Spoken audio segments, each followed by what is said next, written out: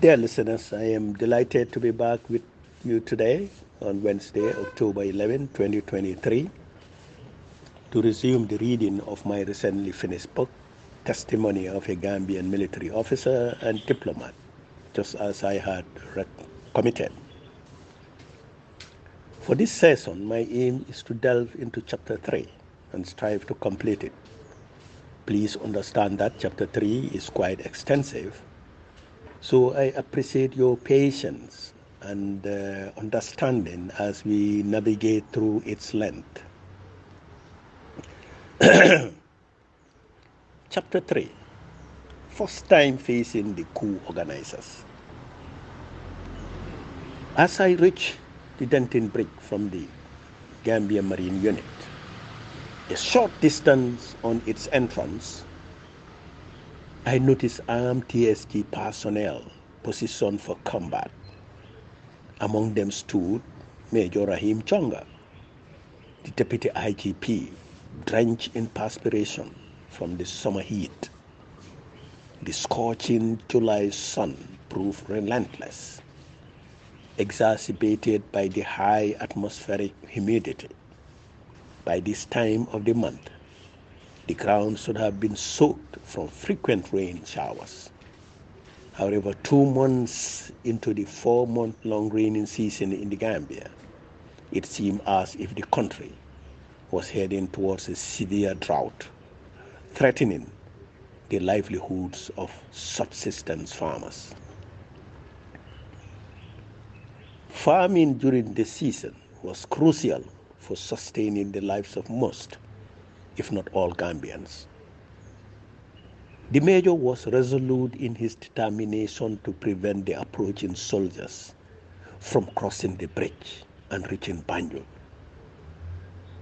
So he decided to close the bridge.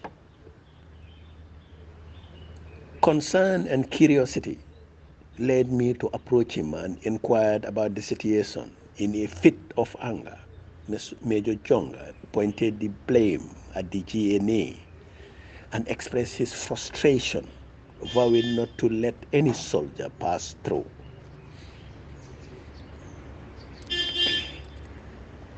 I attempted to reason with him, stating that it could be part of the exercise we had announced a couple of days before. But he emphatically dismissed that notion, asserting that it was indeed a coup attempt. With the electrifying tension, I expressed my intention to go across and find out who the GNA soldiers were and what they wanted. But Major Jonga warned me against it, stressing the closure of the bridge and the risk involved in going further. Major Jonga and I had known each other in the security services for close to 9 years now. And while our relationship had its ups and downs, I respected him for his unwavering dedication to his beliefs and his commitment to the nation's security.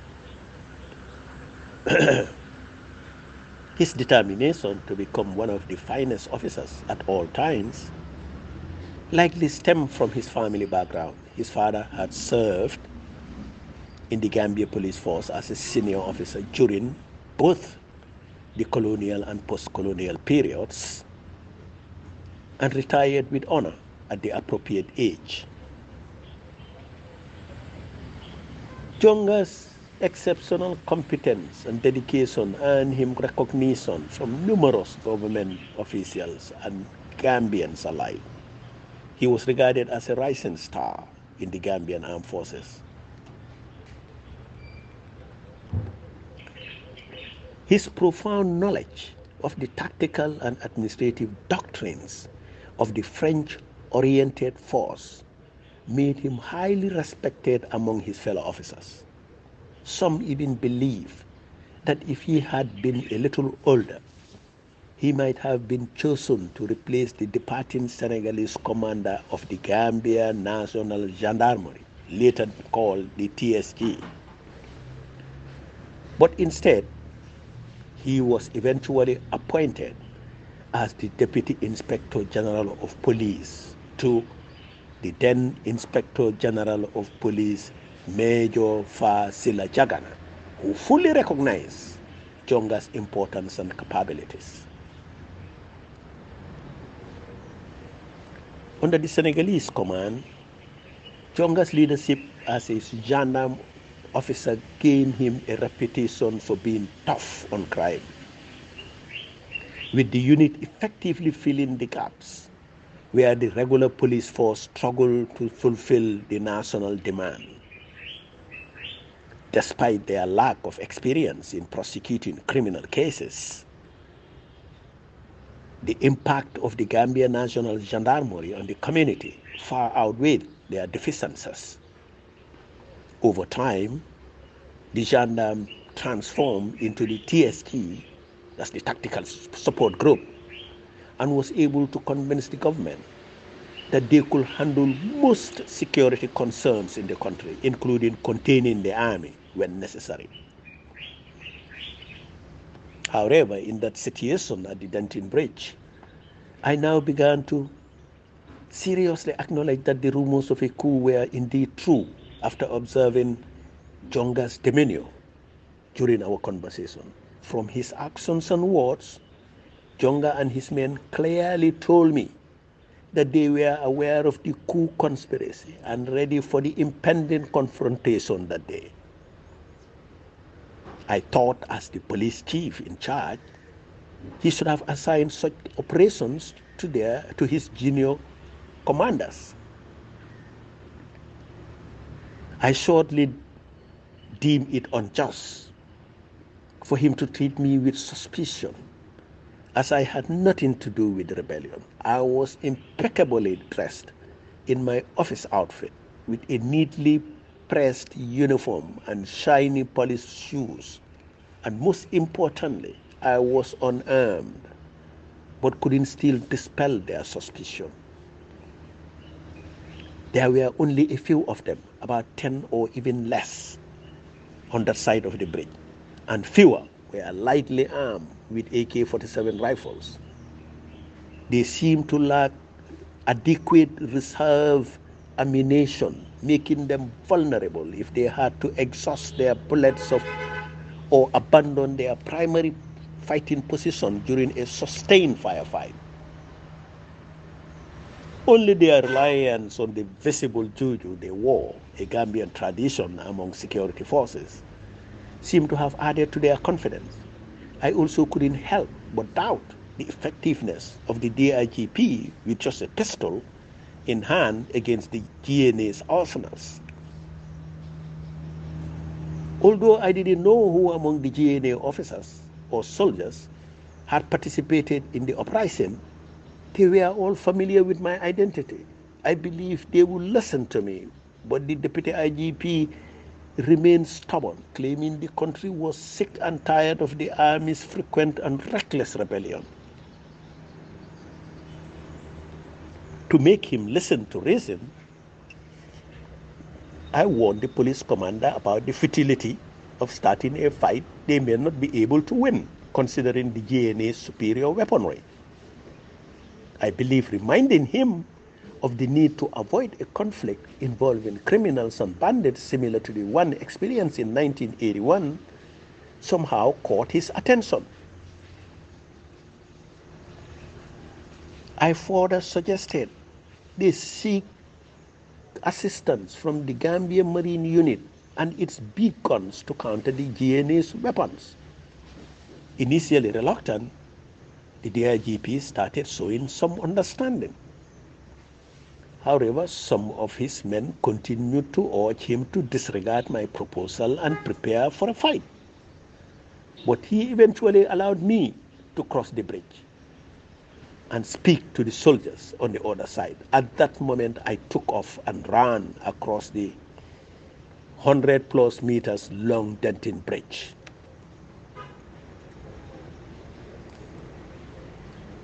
Right after I crossed the bridge, I encountered another group of TSG personnel, discreetly positioned along the riverbanks amidst the mangroves.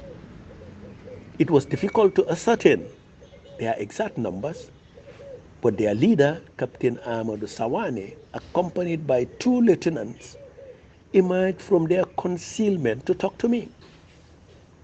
I engaged the captain and, as usual, told him that the JNA soldiers might be part of the Yundum contingent participating in the announced exercise.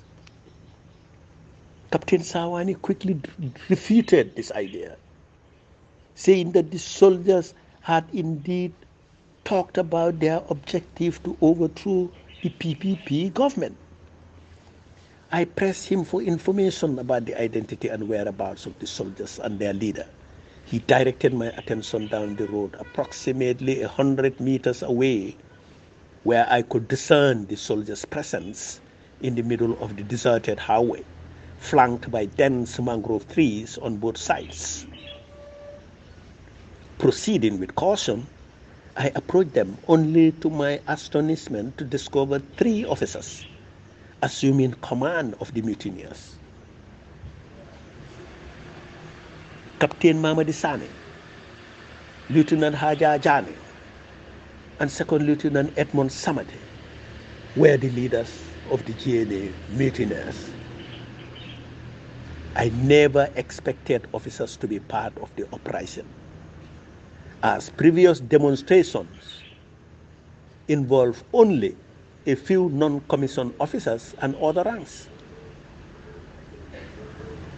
The soldiers and 3 officers were heavily adorned with juju, with Lieutenant Jane carried a significant amount that would have definitely hindered his maneuverability. Their numerous weapons and their enthusiasm for the coup were intoxicating. Amazingly, Staff Sergeant Jibusain, of all non-commissioned officers, was also present, standing on a GNA truck holding firmly on a mounted anti-aircraft gun, looking at me intensely, but saying nothing.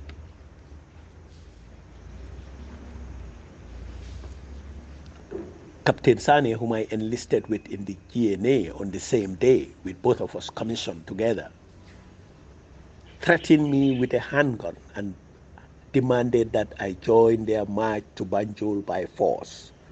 I was terrified, realizing the situation was far more serious than I had imagined. The number of armed soldiers present, armed with various weapons, outnumbered the police's skeletal unit trying to resist them. Amidst the tense situation, I tried to reason with Captain Sane. He was obviously the most senior officer among them and had experienced the same government abuse during his tour of duty in Liberia. I expressed my reluctance to join an operation that had nothing to do with me, but he was adamant about labeling it a coup and ordering my arrest by the soldiers if I didn't join them. No one showed any interest in carrying out his orders of arresting me. If it is a coup, Captain Sane, that's not what the American Marines in Banjul are preparing for with their amphibious tanks and armored destroyers. They will fight you to the last man if you hurt any of them. And I do not think you actually want that to happen, I said. The captain instantly lowered his handgun that was all along pointed at my chest. I immediately noticed the softening of his attitude and looks. Lieutenant Jani, who was still quiet in his heavy outfit, looked confused by my statement. Both officers turned to look at Second Lieutenant Edmond Samate, waiting to hear his response to what I just said. Captain Sarr, the second lieutenant, weighed in with more authority, with greater authority. We do not care about the Americans. If they attempt to stop us, we will fight them to the last soldier. Second Lieutenant Edmond Samate showed no sign of backing off. He was combative and predisposed for a battle on that hot summer morning.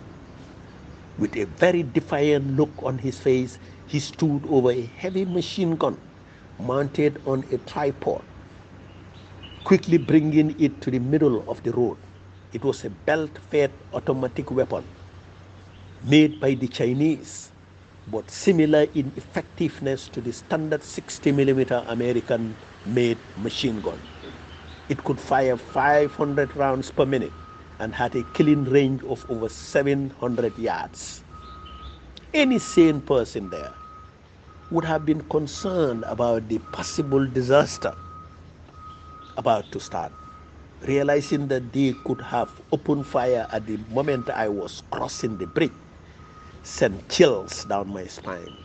I was only lucky, but my actions were far from rational. If I had known that things were that bad or dangerous, I probably would not have hastily left Banjul in the manner I did. But we cannot afford to start an armed conflict in the country, I continued warning them. The moment the criminals and bandits understand that this is a coup and not the exercise the people are made to believe it is, there will be serious lawlessness everywhere, with widespread looting and destruction reminiscent of the 1981 rebellion. The young second lieutenant was a mere 13 years old in 1981 and may not have fully grasped the gravity of that calamity that unfolded during the ill-fated coup led by Kufang Bamba Jabang. Even today, Gambians struggle to accurately quantify the number of casualties resulting from that week-long armed rebellion. Consequently, it appeared that he did not fully comprehend any account of the incident, given his age and limited understanding at the time. We don't care, said Edmond Samate. We are going to cross that bridge no matter what. And if the TSG men don't move out of our way soon, we will kill them all.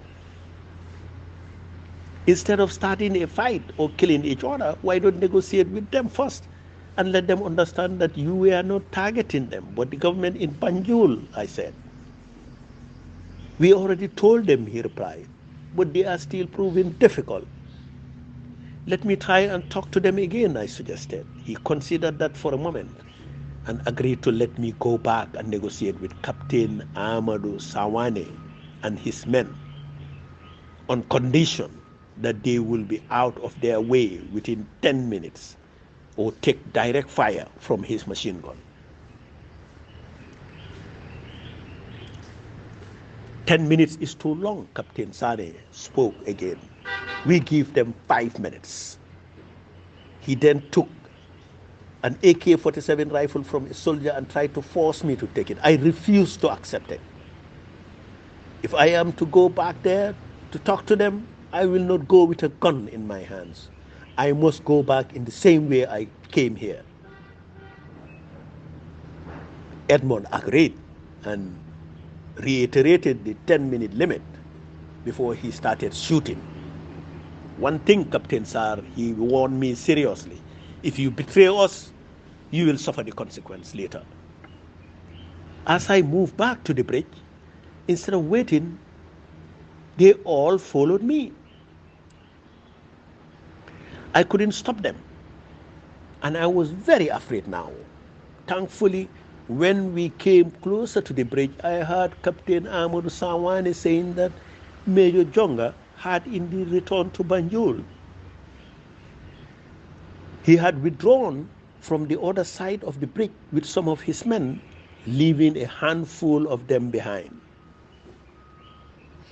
The men left behind, including their ultimate commander now, Captain Amadou Sawane, quickly shifted their loyalties, with almost everyone offering to join the Gambia National Army soldiers in their march to overthrow the government they were supposed to defend. Some of them instantly identified with Lieutenant Haja Jane, who was a TSG member and head of the military police, their military police, until his transfer to the Gambia National Army in 1992. Lieutenant Haja Ajane, now 29 years old, was among those young men who, after finishing high school, joined the Senegalese established gendarmerie in 1985. He enlisted as a regular trooper and rose through the ranks to become a sergeant. He was later posted to the State House in the Presidential Guards Unit, where he was distinguished as one of President Jawla's bodyguards. He was later removed from the State House and posted to the TSG Fajara barracks in Bakau until 1992. He was rather unhappy about his transfer from the State House to the Bakau barracks. He was later commissioned as an officer and eventually headed the military police unit after the departure of the Senegalese in 1989. Up to the time he became a full lieutenant and transferred to the Gambia National Army, he never had an opportunity to go for basic officer training abroad, which was a prerequisite for the promotion of any young officer. He had always looked and acted differently and frequently ran into problems with his superiors.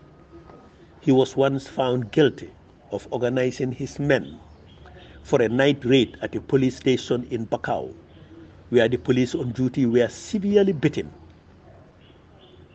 by his masked acolytes. The officer commanding the station was stabbed with a knife, leading to a long hospitalization.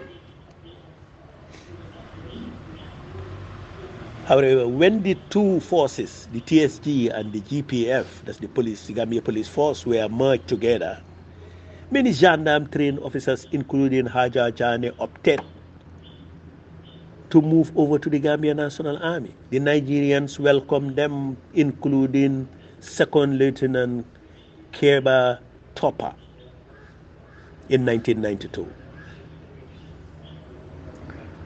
Both officers, Lieutenant Jane and Second Lieutenant Topper, blended fast into the personalities and calibers of the Gambia National Army for officers. Jane, in particular, was attached to the Gambia National Army Military Police Wing under a Nigerian colonel, where they operated in a very small number. Up to the time of the coup, the Gambia National Army Military Police Unit was still at its early stages of formation, with little resources and manpower to make it effective. After 1 year in the Gambia National Army, he finally got the opportunity to go for foreign training in the United States of America on a military police officer basic course. It was a 4-month course, which he successfully completed and returned home about 2 months before the rebellion. The military police had a critical role in ensuring that the army operated within the laws of the nation and adhered strictly to army regulations. They were also responsible for handling cases involving undesirable elements and activities within the army. To therefore see Lieutenant Haja Jane, the most senior Gambia National Army military office commander, among the mutineers, shocked me beyond comprehension. Having encountered the 3 GNA officers at the Denton Bridge now, I remain uncertain about the extent of Gambia National Army involvement and the fate of the remaining Nigerian colonels, majors and captains who supposedly commanded the Gambia National Army. The surrender of the TSG guards at the bridge without resistance strengthened the mutineers' confidence. Although I had by then recognized that Second Lieutenant Edmund Samate was the de facto leader of the advancing troops, not Captain Mamadi Sane, nor Lieutenant Haja Jane. With this understanding, I proposed to the second lieutenant an alternative approach to avoid confrontation with the American Marines and unnecessary bloodshed in their quest to capture Banjul. Before proceeding towards Banjul, I strongly urged them to consider taking action to alert the American troops about the aborted scheduled exercise for the day to prevent them from any accidental or incidental harm during the rebellion. Surprisingly, my suggestion found unanimous support among the three officers, although they pointed out a lack of communication means to reach Banjul from the Denton Bridge. Why not return to the Gambia radio station and announce that the planned exercise with the Americans has been cancelled? Tell them to return to their vessel to avoid any confrontation with the approaching GNA soldiers marching towards Banjul to overthrow the PPP government, I suggested. The radio station was approximately 2 miles away from our current location, and I believe they could quickly go back and issue the warning to the American Marines involved in the scheduled exercise. Why don't you go to the radio station, Captain Sarr, and make that announcement for us? Replied Samatet. I agreed to the proposal and was assigned a contingent of 13 soldiers,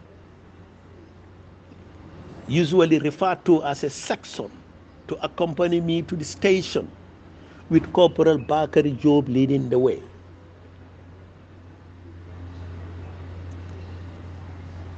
With that settled, they continued their march towards Banjul while I boarded a minibus with the group of soldiers and headed for the radio station. The radio station, previously guarded by the Senegalese gendarmerie after 1981, and later the TSG when they departed in 1989, now had only one guard, a nervous young man called Corporal Sane, whom we found sorting out his juju from a yellow bag for protection. After assuring Corporal Sane that we meant no harm, I proceeded with the section to the building to make the radio announcement. However, upon entering the station, we noticed the entire staff fleeing in panic.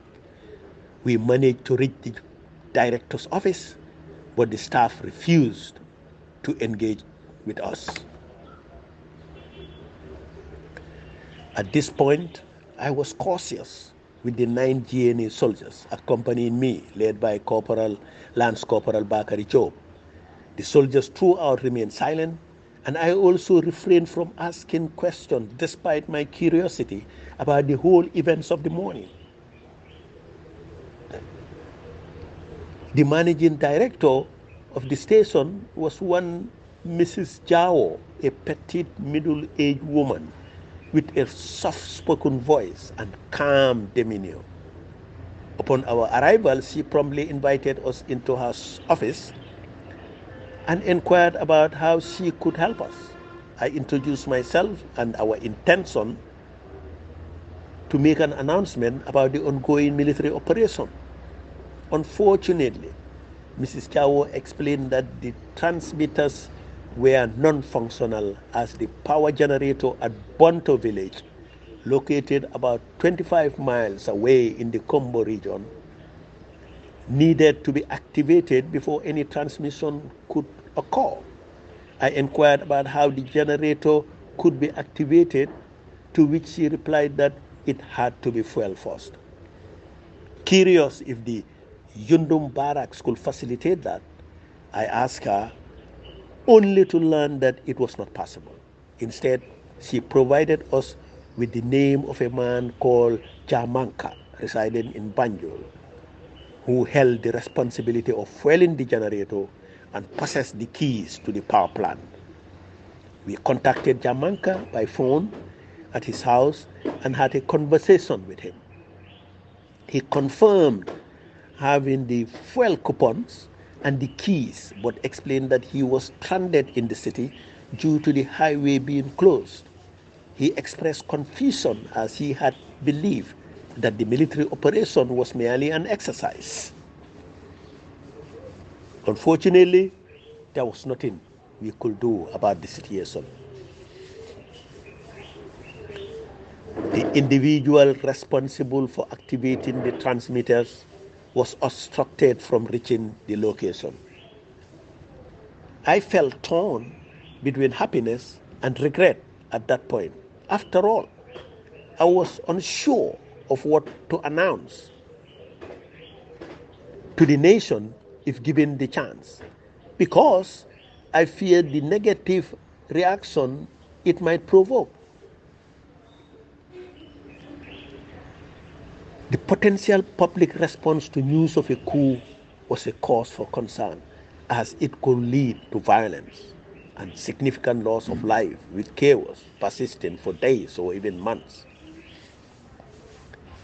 I still refrain from questioning any of the soldiers accompanying me about the origin of the coup at Yundum or the specific officers involved, despite my nagging curiosity.